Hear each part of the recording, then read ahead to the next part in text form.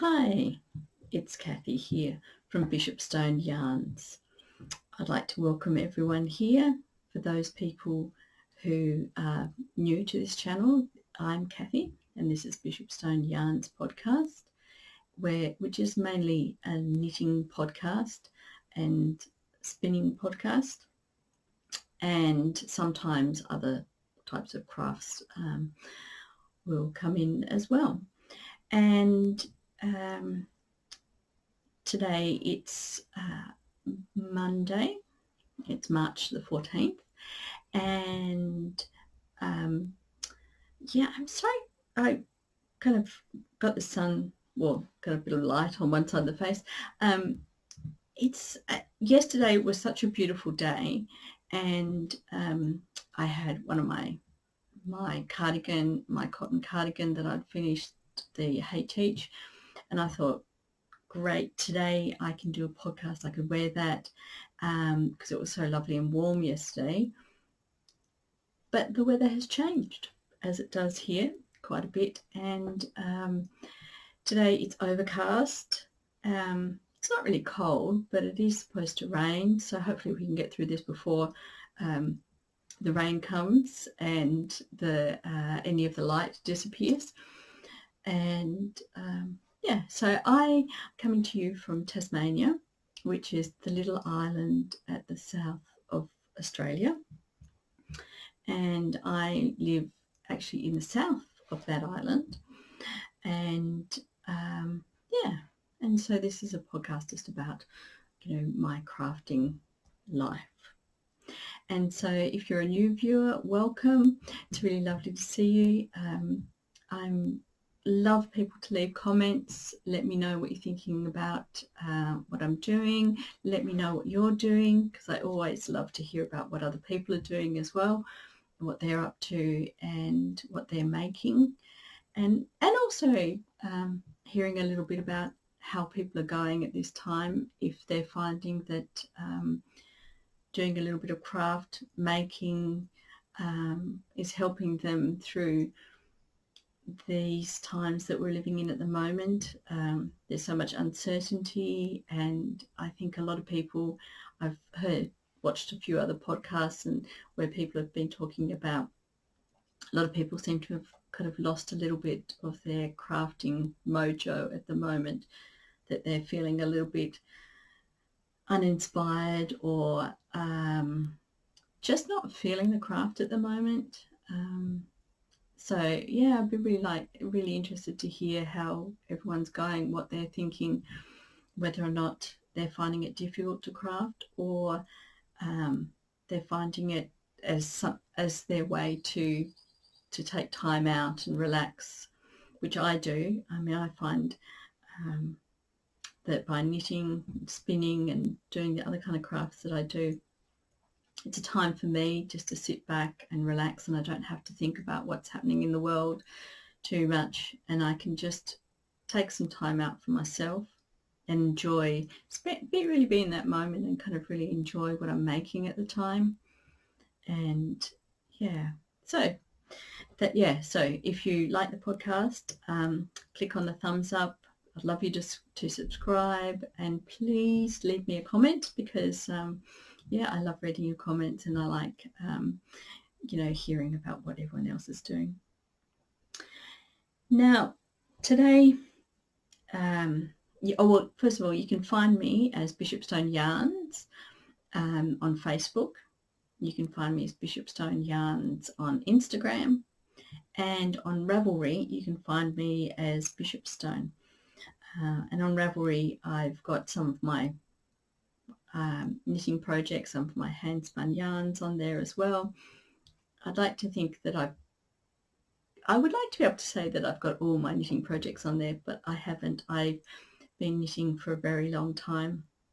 I've also been spinning for a very long time, so there's a lot of projects that aren't up there. There are a lot of projects that I've either sold or have gifted to people, which I don't have photos of either, which aren't up there, unfortunately. But if you want a little bit more information about some of the projects I've done, and you're on Ravelry, then go and have a look at me as Bishopstone there. Now, one of my finished projects, so we'll go and have a look at some of my finished projects, my works in progress, and then I'll also have a little talk about maybe what I'm going to do next, which I'm not quite sure at the moment, but we'll have a talk about that at the end. So for those people who've been watching the podcast before, you'll know that I was doing the knit along for the Woolly Thistle, doing the Balvonie bonnet, which was a stranded colourwork bonnet. And they had suggested using the Jamison's 2-ply jumper weight yarn. Of course, I decided that I would try and use up what was in my stash. So I have actually made 2 of the bonnets. The one I showed last time was this one here, and I'll show you this side as well, so you can see the pattern in here. And so for this one, I had used my hand spun, and I had used 2 different balls, one of a green, the lighter green here in the motif, and the other one was a ball that started off with variegated kind of like purples and blues, and then went into just the pinks. So what I learnt from this, the weight of this yarn was probably around about a 4-ply to a 5-ply.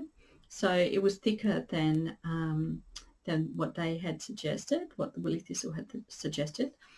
But I got it to gauge, so that was okay.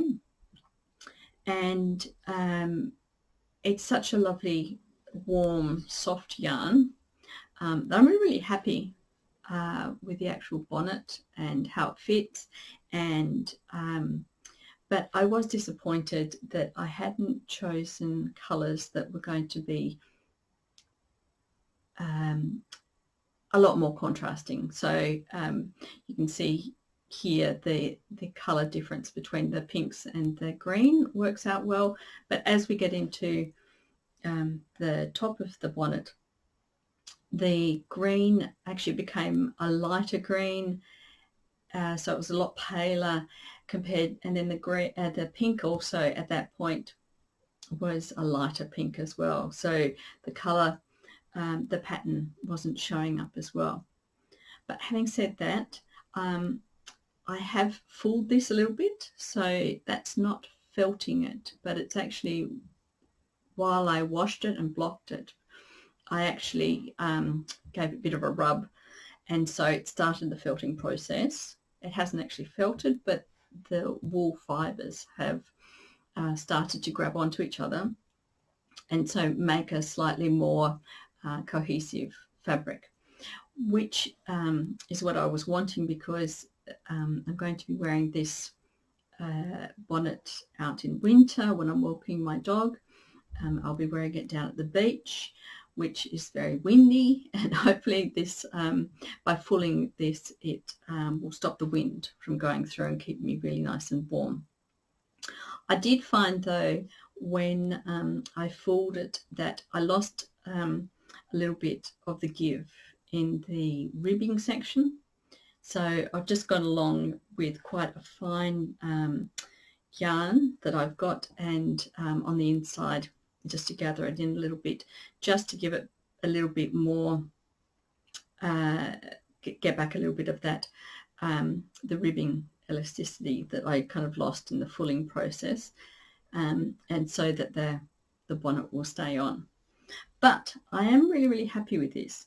But because the pattern didn't show up as well as I had hoped, and I really like the pattern, I thought I would make a second one.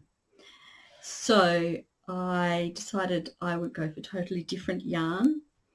I still wanted to use something that was in my stash, and I started looking actually at some of my weaving yarns that I've got on the cones, as you can see up this way, up here behind me.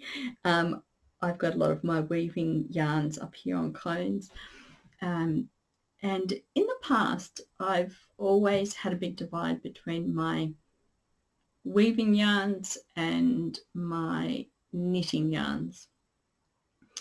And I've never really gone and looked at the yarns that I had on my cones for weaving in terms of using them for knitting.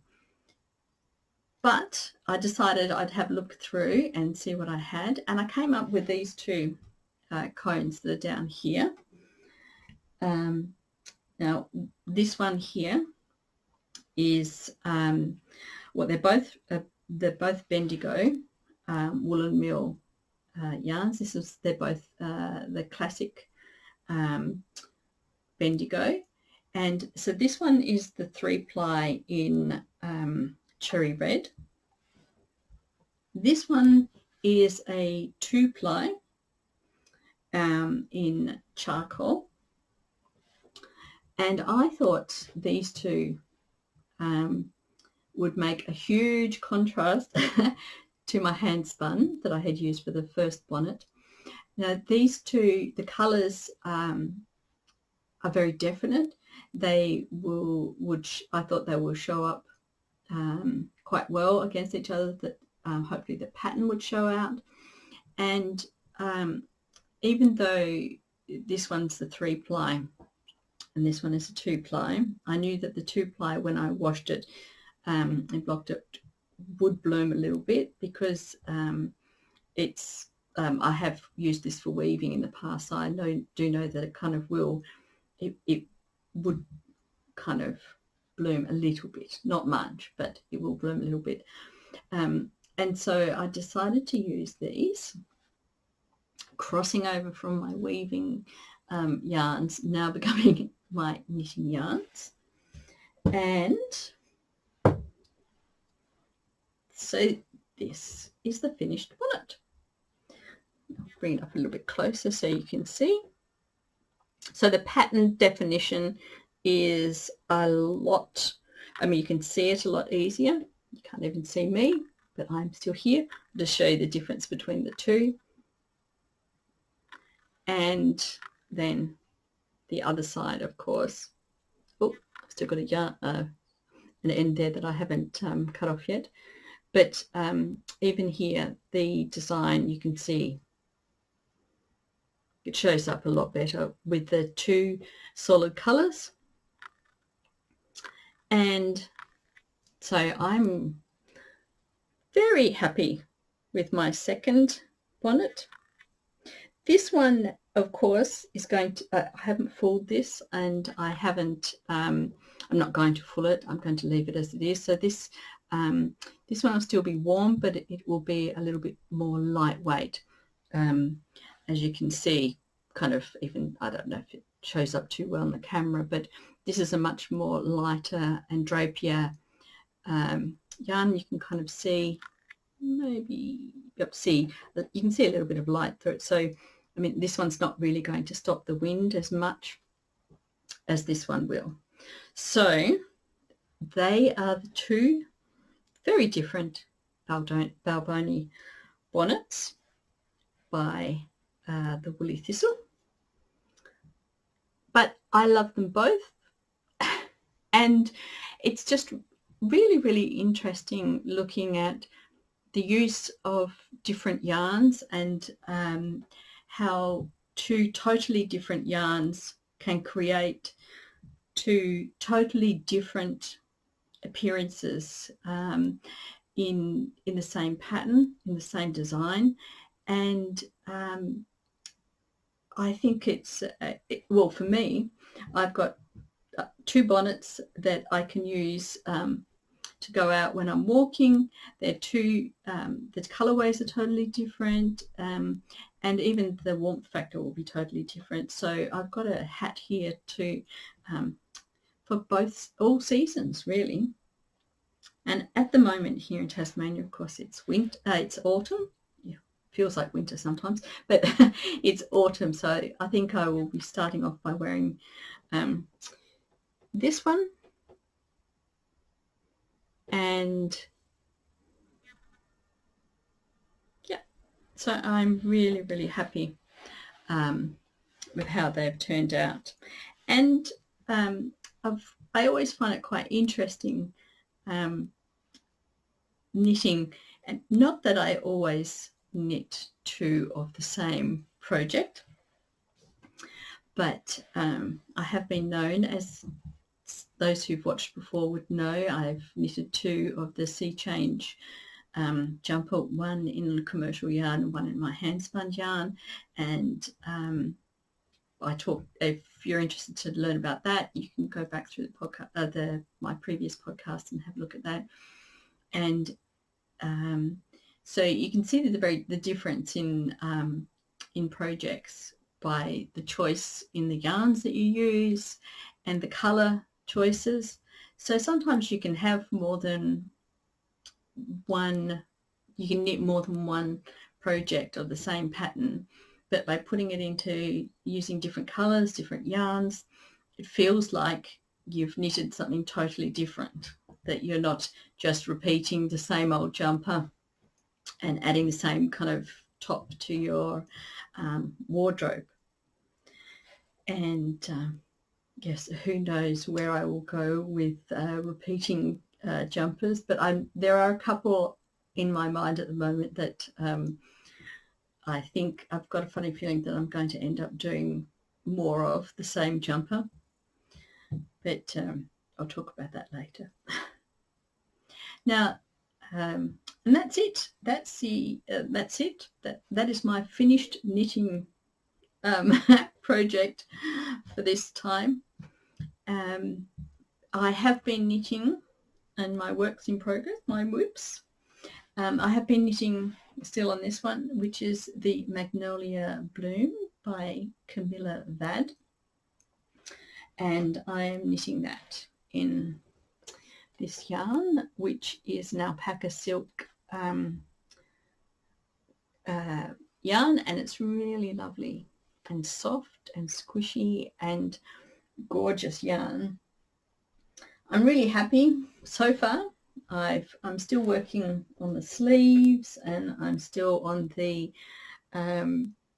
ribbing. I stopped here on the ribbing at the moment because I had just finished a ball, so I thought I would pick up the sleeves and then continue on with the sleeves, finish the sleeves, get the sleeve length and finish those. I've got needles hanging off here everywhere. I'll finish the sleeves, and then I'll try it on again and then decide how much longer or how long I want the body to be. I did try it on before, and at the moment this was looking quite good, but I'm just wondering, I might feel slightly differently once I've done the sleeves, and I'll put it back on and see how we go.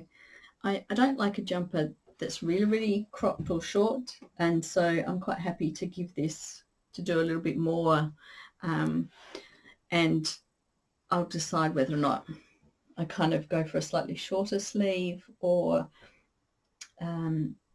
go for a sleeve that comes right down, down here, or whether or not I'll end up here. I don't know. I'll try it on. I'll decide as I go.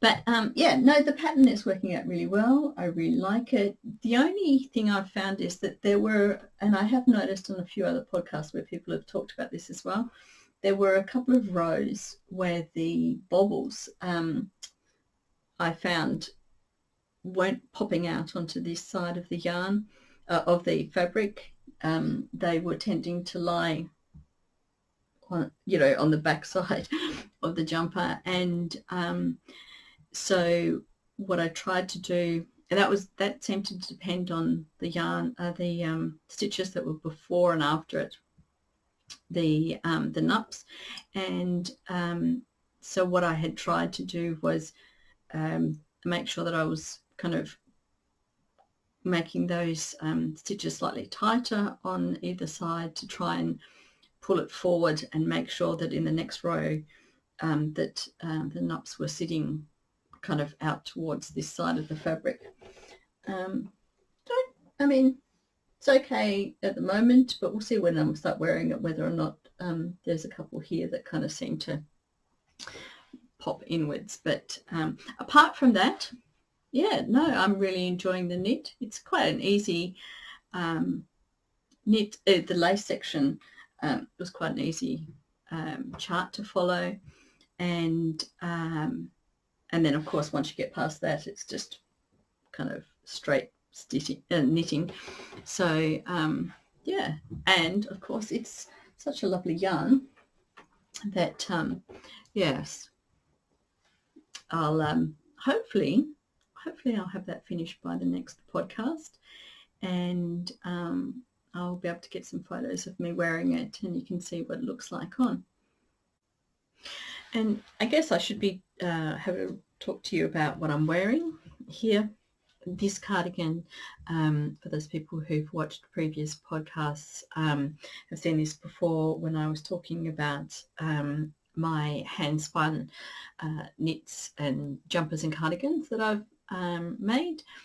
The yarn I've used for this is my hand spun and hand dyed yarn, and this was the wool from this came from the sheep that we used to have, and it was a top down kind of all-in-one seamless cardigan that I just kind of made up as I went along, and it has a little bit of pattern design just to give it a bit of interest. And yes, so if you're interested in hearing a bit more about this, then you can go look at the previous podcasts. I think it might have been episode 3, maybe. I'm not exactly sure. Where I talked about this cardigan. So I was saying before, I was going to wear my Hey Teach cardigan that I had made out of cotton. And yesterday I was wearing it, and it was perfect for the temperature because it was a lovely sunny day. But unfortunately today is not the same sort of sunny weather, and so calls for a bit more of a bit warmer cardigan today. Now I'm also going to show you another whip of mine, a new whip.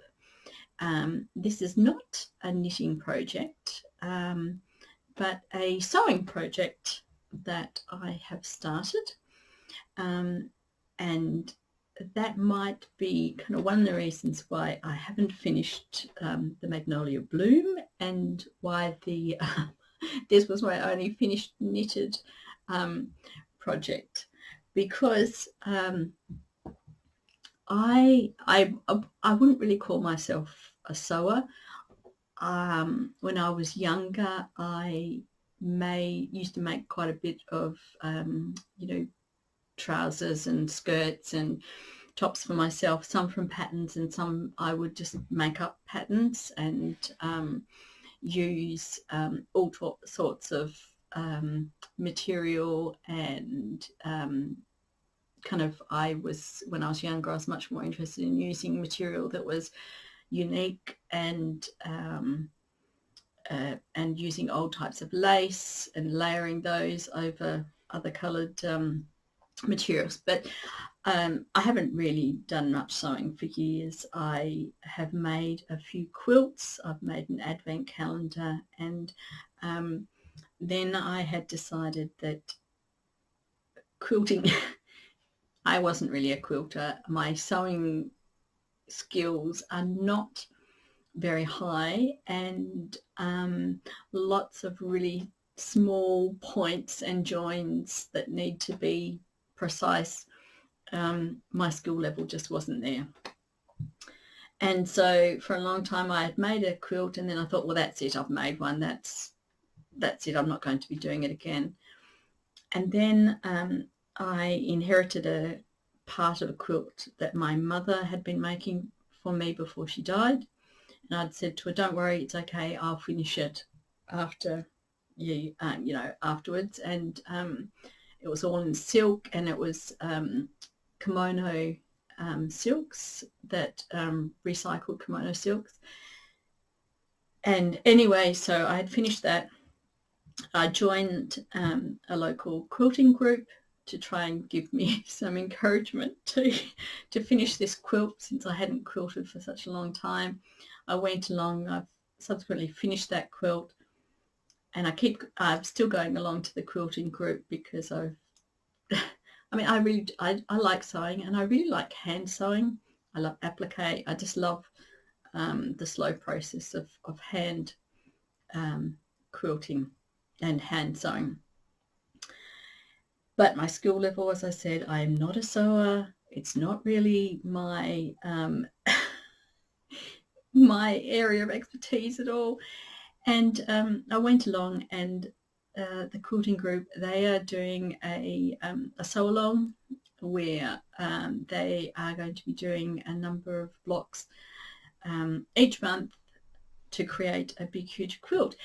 And for those people who are sewers, or those people who know about quilting, the name of the quilt, now I've got to see if I can remember the top of my head, is the Farmer's Wife Sampler Quilt. And I think there are about 111 blocks or something, or maybe it's 120 blocks. I'm not exactly sure. I'm a little bit too scared to actually really think about it. So I am at the very, very, very beginning. There is a book that goes along with the quilt, and I've got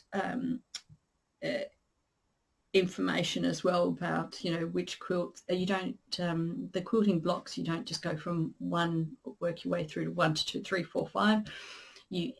We're working our way through in skill level. And so anyway, I have done the first 5 out of 100 and however many. It will be interesting to see how I go, how far I go, because I feel like I may have already reached my sewing skill level, because, as I say, I don't have a lot of skill. But I will show you the first 5. And at the moment, I don't actually have the names of these blocks here in front of me, but next time we talk about these, I can show you. So, and of course, this is also something that I'm trying to do from my stash, and we'll see how far I get without having to buy more fabric, because that's not something I'm wanting to do, is add to my fabric stash. So here we go. Here's 1. And there's number 2. Try and see if I can straighten it up. And for all those sewers out there, please don't look too closely at my quilting abilities. And this one. And number 4. Maybe I can move that one a little bit closer so you can have a look. And then number 5 is this one here. And I mean, I have really enjoyed doing this and making this and sewing these up. It's been quite enjoyable actually getting my materials out. A lot of these materials I've used on a previous quilt, and so it's kind of interesting getting the materials out again. And then of course with each block I seem to spend a lot of time working out which colours to put together. I know that those people who quilt quite a lot, I think that must become almost like second nature. You can just pick the colours and put them together and you know that they'll look okay. But I'm still at a point where I'm getting out the materials, laying them on top of each other, looking at them, thinking, will that work? Replacing, taking away one colour, putting another colour in. So that's probably taking me longer than it is to actually sew the blocks at the moment. But I'm enjoying myself. So I'm just going to stay with that, the fact that I am having a lot of fun sewing these blocks together. As I said, this is only 5, the first 5. So each month, hopefully I'll be able to show you some more blocks that I've done. I'm not even going to think about how long it's going to take me to make all the blocks, or whether or not I even choose to do all the blocks. I have wondered about whether or not, if I come across a block that I don't particularly like, whether I will make it or not, or whether it's I mean, each block I'm going to learn something new. I'm going to learn a new skill, hopefully. I'll see how I go. I don't really need, I think the finished quilt is a queen size quilt. I don't really need another queen size quilt. So I might actually end up maybe making it into 2 smaller quilts, or yes, but that's a long way down the track. As I said, I've only got 5 blocks and I've got a lot more to do. So it'll be interesting. Be great if you want to join me on that journey. And if anyone has done the quilt or has done some of the blocks, I'd love to hear from you and see how you enjoyed having the challenge of doing all the blocks. And yeah, and how you went about actually choosing your colours for each block as well. Did it take you as long as it takes me? Or maybe you're a lot better and you're at sorting out your colours and knowing what goes together. Yes, but so that would be good. And the other thing I was going to have a quick talk about was what I'm going to do next. It's because once I finish the Magnolia Bloom, I have been thinking about doing the Ranunculus, which has been around for a long time, and a lot of people have made this. Ooh, can we? And I've seen that a lot of people have used a lot of different yarns, a lot of different types of yarns and weights of yarn to make the Ranunculus. So I was looking through some of my weaving yarns again, and I came across these 2 here, which I'm thinking about maybe putting together. I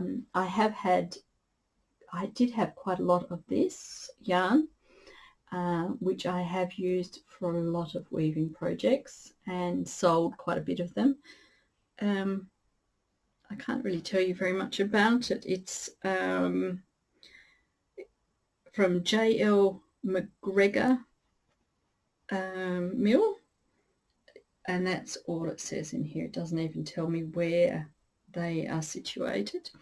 It's quite a tweedy type of yarn, and when it's washed it does soften up quite a lot and it blooms up quite nicely. And so then I thought I would add it with this mohair. There we go. And so the 2 of them together, doesn't really show off too well, does it? Anyway, that's my thought at the moment for making a Ranunculus out of those 2 yarns. So that's in my next to be whips project. I'm also looking at something to do for Easter, because I always like to have a little Easter display on the table. And I thought if I don't start something now, I won't have it finished by Easter time. So I've got a couple of weeks until Easter, and so hopefully I can make a decision. I'm not quite sure what I'll have to go back through it. I do have lots and lots of ideas, whether it's something to put on the table or like a little chicken, or whether or not some little eggs. I know Arne Carlos, the Norwegian knitters and designers, they have got some kind of colour work Easter eggs that they've designed, so I could choose something like that. Or I might like to do some little chickens. I haven't quite decided yet, so I'll have a look through my patterns, and hopefully I'll have something Easter related for the podcast closest to Easter. And I guess that's probably it for in terms of my making and doing at the moment. I have bought, I don't usually buy a lot of yarn because I'm trying really hard to actually get through the yarn I already have. But the other day I did go and I went into our local guild, Handweavers, Spinners and Dyers Guild in Hobart, which is the capital of Tasmania. And I went into their shop and I did buy some, very hard to see, some of their sock yarn. So I have bought, here we've got 200 grams, which I'm going to, not probably at the moment, but I have plans to dye this up and hopefully do a two-coloured socks. I haven't decided what pattern yet or even what colour at the moment, but I thought at least if I've got the wool, I can start thinking about that and thinking about looking for a pattern that I'd like to a little sock pattern that I'd like to knit up. I do have quite a few hand knitted socks, but some of them are actually getting a bit older as well, so probably coming around to time to replace those. While I was at the yarn store for the guild, I also couldn't help myself, and I got ended up buying 200 grams of this fine merino, which is kind of blowing out on the camera here, but so this is also for me to dye and then spin up, and have no project in mind for that at the moment, or not even quite sure what colorway we'll use for that either at the moment, but that's something for further down the track when I have a bit of extra time wanting to do some dyeing. I have done a lot of dyeing in the past, and I really enjoy dyeing, so I haven't done any for a while. So I've got a totally different setup here. I used to have a really good setup in our previous home. We had a setup in the shed. I've got similar sort of setup here, but it's just slightly new, a little bit different setup in our shed here. So that will be fun as well to see how that all works. And yes, apart from all that, I have been doing a bit of knitting. I've been doing a bit of sewing. I've been watching lots of podcasts, and I guess I found a couple of new podcasts as well, and then the podcasts that I like to watch. And I guess that's probably another episode.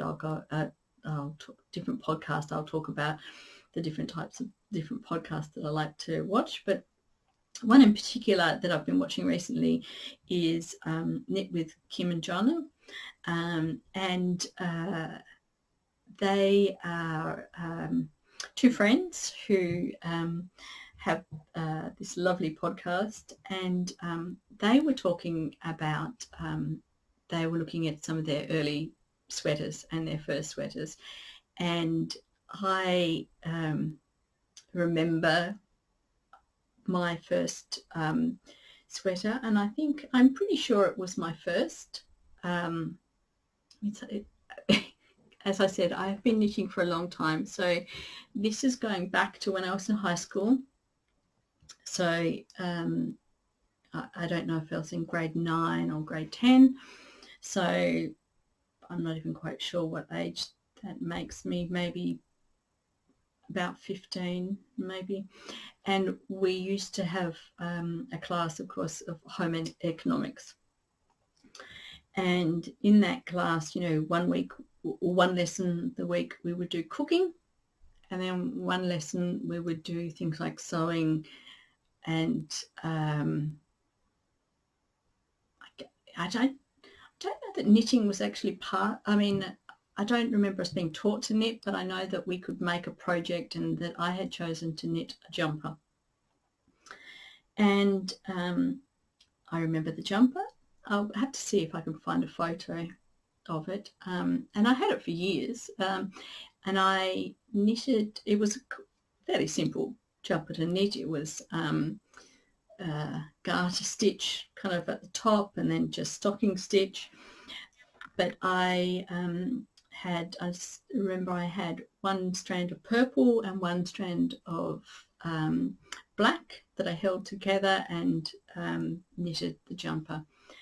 And I remember that I was so disappointed, because I had knitted this jumper, isn't it strange the things you remember, but I had knitted this jumper they were quite large needles, quite large yellow, just wondering, I think these might even be them here, plastic needles.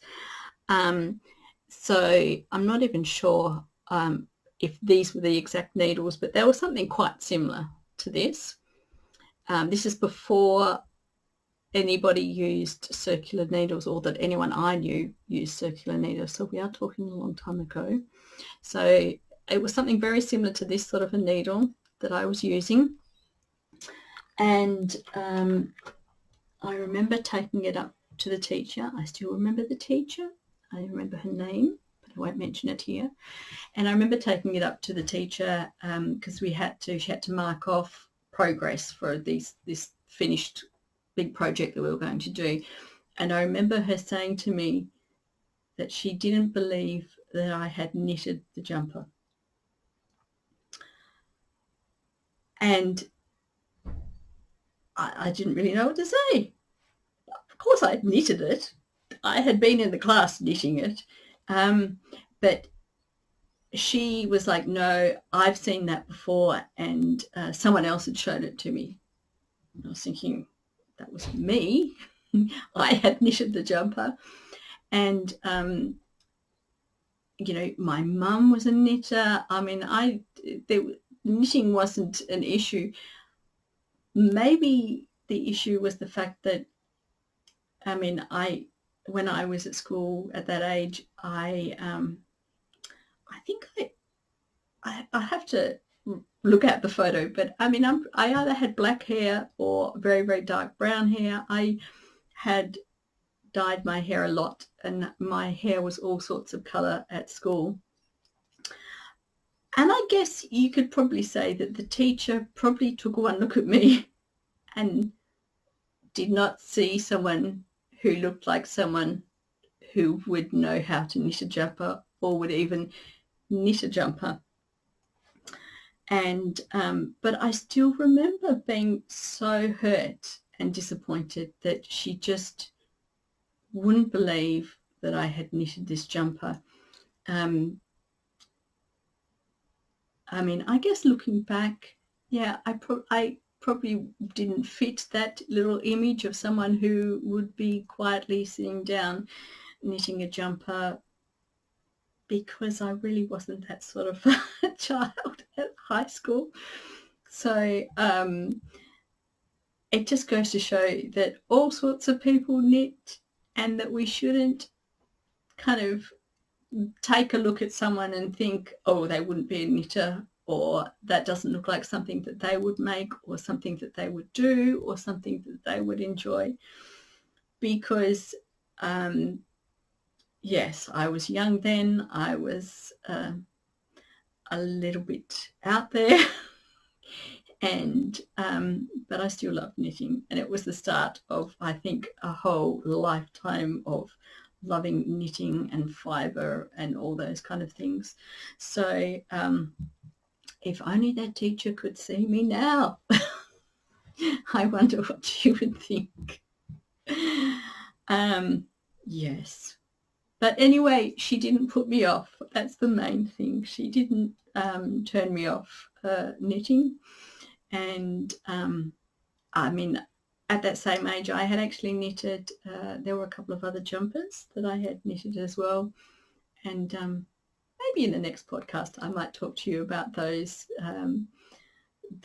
jumpers that I had knitted. Maybe one of them in particular. There might be some other, especially other knitters of my age in Australia, who may have knitted the other jumper as well. It was very popular with girls at that time, teenage girls at that time. Yeah, and I'll see if I can find some photos, and then we can have a talk next podcast about sort of the early knitting that I did. And if anyone else has got any comments about their early sweaters, their first jumpers, I'd love to hear about them as well. It was really interesting listening to Kim and Jonna talking about you know, some of their early knitting projects. And yeah, and as you can see from here behind me, I still have this jumper that I talked about last episode, last podcast on knitting, the last knitting podcast, because of course the last podcast I did was a spinning one. But so I still have this jumper sitting here waiting for me to decide what I'm going to do with it. I've got a funny feeling that jumper could be sitting there for quite a while. And oh, excuse me, I need to have a drink.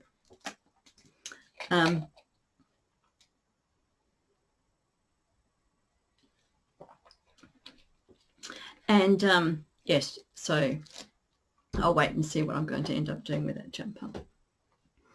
Anyway, I think that's enough talking for now. Otherwise I'll start coughing again. Thank you very much for joining me. Thank you very much for watching. And yes, if you like this podcast, give the thumbs up, subscribe, leave a comment. Please leave a comment, because I love to hear what everyone is up to and what everyone is thinking about.